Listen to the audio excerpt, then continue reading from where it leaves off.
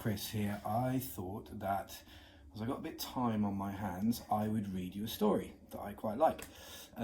You might have the book, so you might know the story, but it's called The Big Alfie Out of Doors Storybook. And the story I thought I would read you is called Alfie Goes Camping. I don't know if you guys have done much camping. I like camping, it's good fun. And here goes. So, Alfie Goes Camping.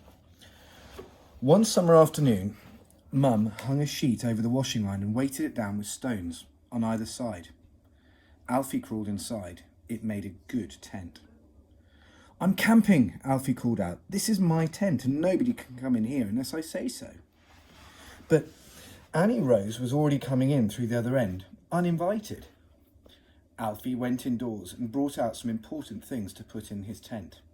He brought a colouring book and some crayons, a saucepan, his old blanket and his knitted elephant. He spread a rug inside and some cushions to sit on. Real campers cook their food over a campfire and eat it sitting on the ground, Alfie told Annie Rose. So they put some bits of grass into the saucepan and cooked them over a pretend fire. There's the sheet over the washing line. And there they are, look, Alfie taking all his bits and pieces out to the campsite. And there they are, cooking their grass over a pretend fire. I wonder what that bird's thinking there. Must be thinking, they won't get very far cooking that grass like that. After that, they went inside the tent and lay down on the cushions. Alfie pretended it was night time and there was a forest all round full of wolves and snakes and snarling tigers. Annie Rose was not quite sure whether she liked this part of the game, and she soon trotted indoors to find Mum. Alfie was still in his tent when Dad came home from work. He brought out a big mug of tea and drank it sitting by Alfie's campfire. Dad told Alfie that he had owned a real tent when he was a boy and had slept out in it all night. "I'll look in the loft and see if it's still there," he promised. "And if it is, we might try it out next time we go to visit Grandma in the country." There you go. There's Alfie with his little sister, pretending that they're big, snarling tigers and wolves and snakes. And there's his little elephant. And there's his dad having a cup of tea, talking to him about his tent and maybe going camping when he goes to visit his granny next time. Dad did find the tent. Alfie was very excited when the time came to put it up in the field next to Grandma's house. Everyone came out to watch. It was big enough for 2 people to lie down in. Annie Rose was too little to go camping, so it was going to be just Alfie and Dad. They'd brought proper foam mattresses and sleeping bags with them from home.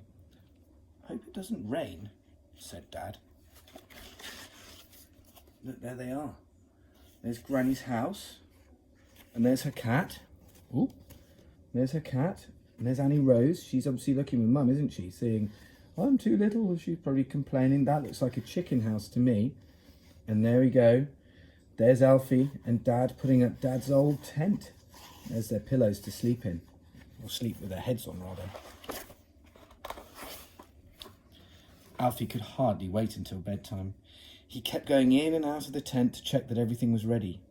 He had put his blanket and elephant beside his sleeping bag. Dad had put an electric torch beside his. At last bedtime came. Alfie had a wash and put on his pyjamas and dressing gown just as usual.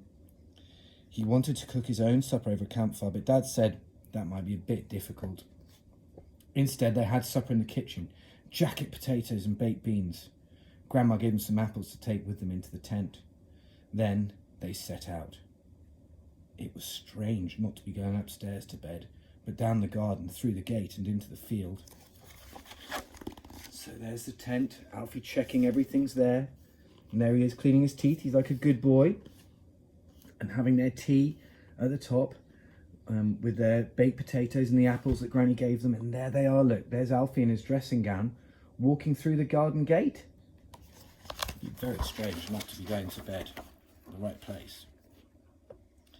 It was still light. Dad and Alfie sat down in front of the tent with a blanket around them and ate their apples. They watched the sun go down behind the trees. They watched the sky change colour. They saw the birds swooping and calling to one another. They sat there until it was quite dark and the stars came out one by one. It was very mysterious to be outside at night under the big sky, with rustling noises all around and the wind blowing the branches about. But Alfie felt very safe being there with his dad. Just before it was time to settle down, Alfie jumped up and scampered off across the field and did a little dance all by himself under the stars. Then they climbed into their sleeping bags, and Alfie cuddled up to his blanket with his elephant beside him and went off to sleep. So there's Alfie and his dad watching the sunset and watching the beautiful colours and the birds swooping and diving. I love that picture. That's Alfie on his own doing a little dance under the stars.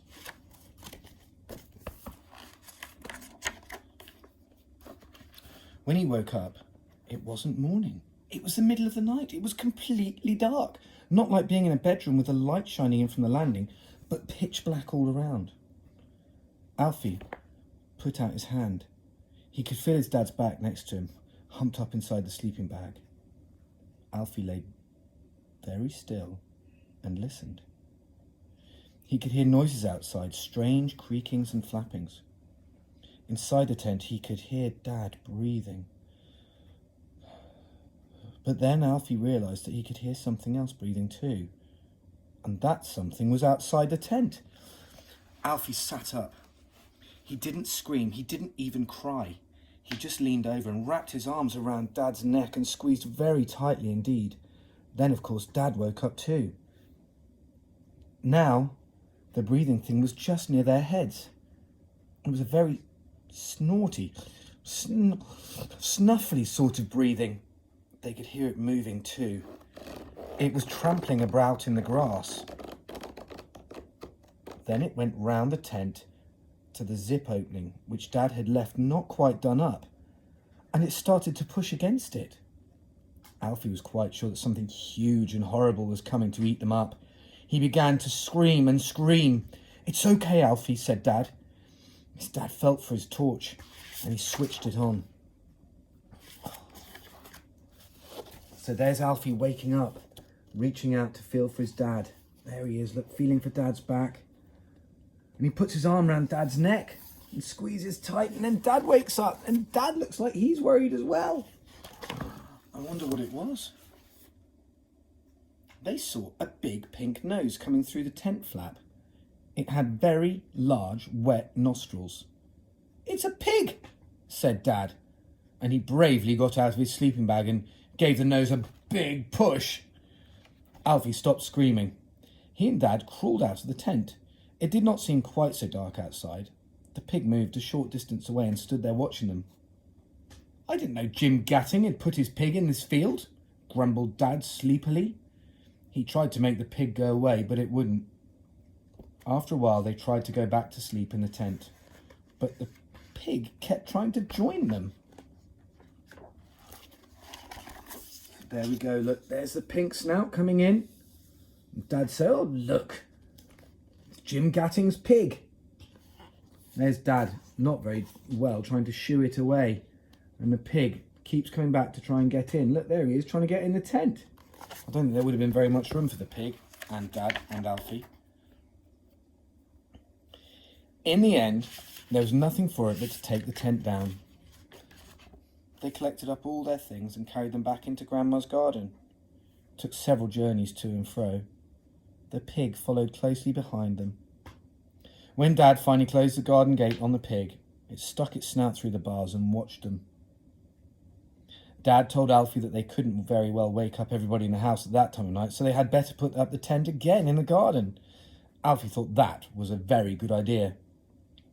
At last they got the tent back up and crawled into it, and the pig got tired of watching and wandered off down the field. Alfie and Dad dozed until it was nearly light. When Alfie woke again, Dad was still fast asleep.